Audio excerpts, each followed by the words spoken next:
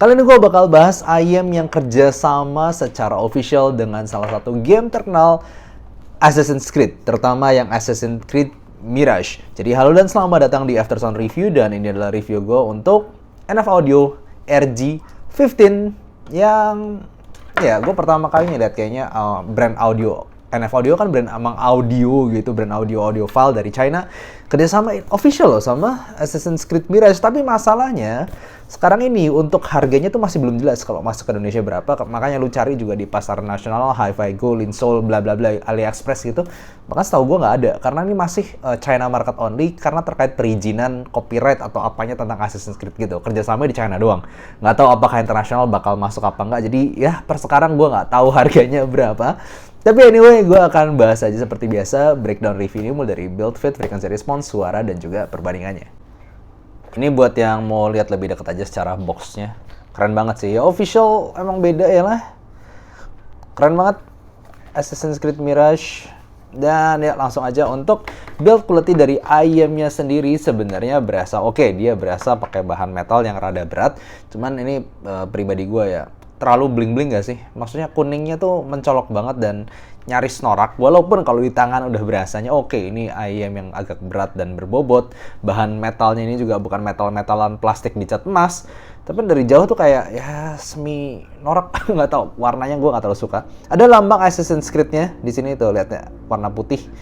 Dan nozzle-nya warna silver seperti ini. Bahannya juga sama-sama metal. Sekali lagi yang gue kurang suka adalah dia pakai ini masih pakai kayak QDC Type C begini, ada semacam nonjolnya di bagian dual pin yang untuk housingnya ini masuk.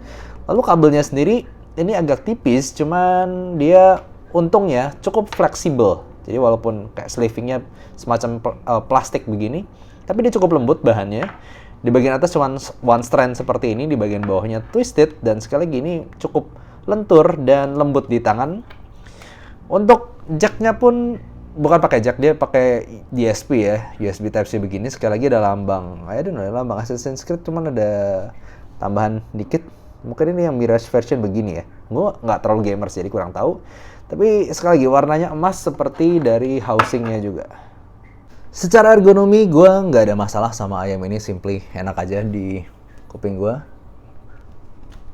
Fittingnya oke, ergonominya dia nggak ada bagian yang tajam kena kuping gue.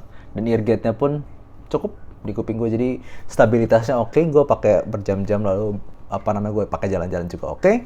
Dan kabelnya pun lentur, ringan, non microphone kayak simply enak, gue bisa pakai selama berjam-jam tanpa komplain. Terkait frequency response, IEM ini bisa dikategorikan tonal yang V-shape. Jelas ada penekanan di area mid bass to sub bass yang cukup sampai dalam, kemudian upper mid to lower treble-nya cukup ada tinggi gitu. Jadi naik di upper mid terus sampai 45 kHz masih naik. Baru habis itu mulai roll off di area treble. Jadi yes, dia punya suara bass yang nonjok, tebel lumayan.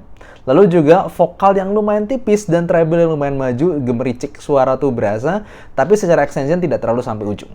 Mulai dari bassnya, sebenarnya gue suka sensasi bassnya ini karena dia bisa mukul dalam dan bounciness-nya tuh dapet. Jadi hentakan kayak mantulnya tuh dapet cedek gitu, pukulannya mantep, cepet, terkontrol. Ya simply gue bilang ini tipe bass yang all-rounder. Lu dengerin lagu pop, lu dengerin lagu yang EDM, ataupun lu dengerin lagu-lagu yang banyak bassnya, itu bakal berasa punya pukulan yang bagus, hentakan yang bagus, recovery-nya nggak terlalu lambat. Bahkan buat denger lagu rock pun gue masih merasa oke. Mungkin kecuali denger lagu metal yang cepet banget, mungkin sedikit keteteran, sedikit aja. Selain itu gue ngerasa ini adalah bass yang gue suka. Performanya good, nggak terlalu gede, nggak terlalu tipis, tapi hentakannya, buletnya, teksturnya, bounciness itu berasa. Dan buat game, gue cobain, ya sorry to say, gue bukan gaming yang gimana-gimana, jadi gue main Mobile Legends. Itu berasa jedukannya itu mantap, buat efek-efek lagu bisa kerasa kayak imersif. Nah untuk upper mid to treble-nya gue bahas jadi satu aja, karena ini nyambung banget secara suara, memberikan suara yang agak ke arah tipis. Jadi secara vokal, itu vokal cewek lebih maju dibandingkan vokal cowok kurang berasa berbobot, cuman clarity-nya dapat. Jadi clear, kata-katanya jelas, gemericik suaranya jelas, pengucapan kata-katanya itu jelas. Dengerin gitar, dengerin piano, nada-nada atas, oktav atas, itu berasa jelas, cuman memang arahnya tipis. Jadi untuk yang pengen suara yang natural, berbobot, ini kurang bisa memberikan kesan itu. Dan treble-nya juga tadi nyambung upper mid to treble jadi kayak satu. Jadi dari vokal, dengerin instrumen tuh nada treble tengah, mid treble, itu masih berasa ada kejelasan nada yang bagus, cuman arahnya tipis, gitu aja. Dengerin violin oke, dengerin cymbal oke, ceprak-cepraknya cesnya itu tipis, agak cempreng, cuman jelas kejelasan nadanya itu jelas aja gitu. Cuman kurang natural aja. Jadi secara tonality ya simplenya typical V-shape. Cuman yang gue suka adalah kualitas bassnya sebenarnya. Karena bassnya, gebuknya, itu bounciness-nya tuh dapet banget dan buat lagu-lagu yang justru EDM itu fun. Dan kemudian tonal begini, gue nggak akan bohong, it works untuk game. Karena satu sisi lu dapet immersive dari bassnya itu, dan juga kalau lu mau ngerasain tembakan dari arah mananya, lu butuh impact dan kejelasan dari upper mid to treble-nya. Lu nggak terlalu butuh suara vokal yang natural gimana-gimana, tapi lu butuh suara efek-efek dari game. Itu terasa jelas di sini, dan ini memberikan hal tersebut. Jadi buat gue pribadi untuk dengerin lagu kurang natural, tapi untuk game, at least gue bukan gaming yang gimana-gimana banget ya, tapi udah cukup imersifnya dapet, imagingnya juga dapet, kejelasan nadanya, kejelasan nada-nada, kejelasan tembakan cesnya itu dapet, gak overly piercing sampai nusuk banget telinga, tapi ya simply cukup jelas. Sebenarnya teknikalnya cukup bagus di sini. Dia gue bisa kategorikan levelnya mungkin sekitar 1 jutaan lah setelah cobain Tangzu Envy, Tanjung For You gitu ya. Mendekati begitu suaranya. Dia punya resolusi cukup bagus, bassnya tight begitu, jadi gue nggak ngerasa ada suara yang numpuk-numpuk ataupun bisa bikin muddy, bikin terlalu tebel menutupi satu sama lain. Enggak, di sini semua nadanya tuh berasa clear dengan hentakan nada yang bagus. Dan juga secara soundstage dia bisa memberikan sensasi 3D yang bagus dengan depth yang dalam. Jadi ya, so far gue bisa bilang ini untuk tonal, buat gue sendiri, gue masih ngerasa kurang natural untuk beberapa lagu. Tapi at least buat gaming, secara soundstage, imaging, kejelasan dari mana arah tembakan, kejelasan tembakannya itu sendiri, sampai rasa imersifnya, rasa wow-nya itu efeknya, ini dapat, ini asik. Ini kalau gue bandingkan sama I Am Audiophile lah, sebutlah kayak Tanjung For You buat gue punya vokal yang much more natural, walaupun lebih netral, tapi upper mid-nya tidak agresif si RG15 ini, lebih netral dengan bass yang lebih tight, lebih sub bass mungkin versinya. Ini mid bassnya hentakannya lebih dapet. Jujur, gue bassnya suka banget sebenarnya dari si RG15 ini. Sayang di upper mid to treble-nya aja yang agak terlalu tipis buat selera gue. Nah, untuk si Tanjung For You ini buat vokalan jauh lebih natural, walaupun netral tapi berbobotnya tuh lebih ada. Di sini udah ngarah ke tipis soalnya.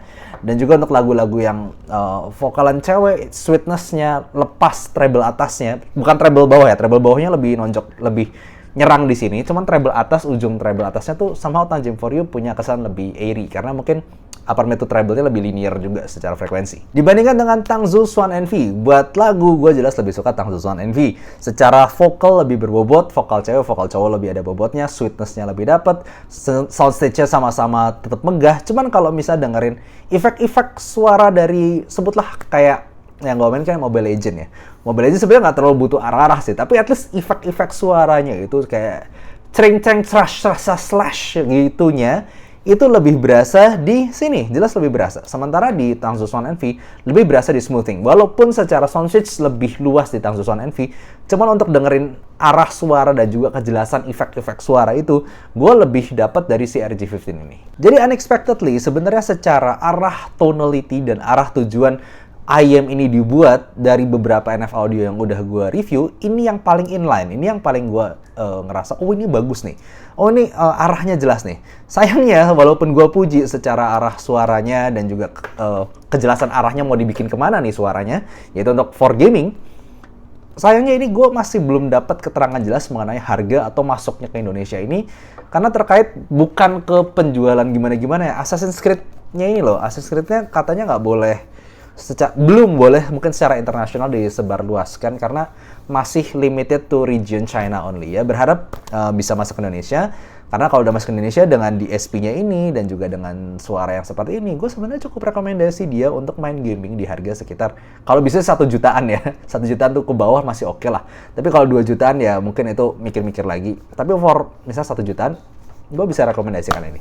Jadi thank you gitu aja untuk review RG15, unexpectedly good. Gitu aja, thank you for watching, see you next time, bye-bye.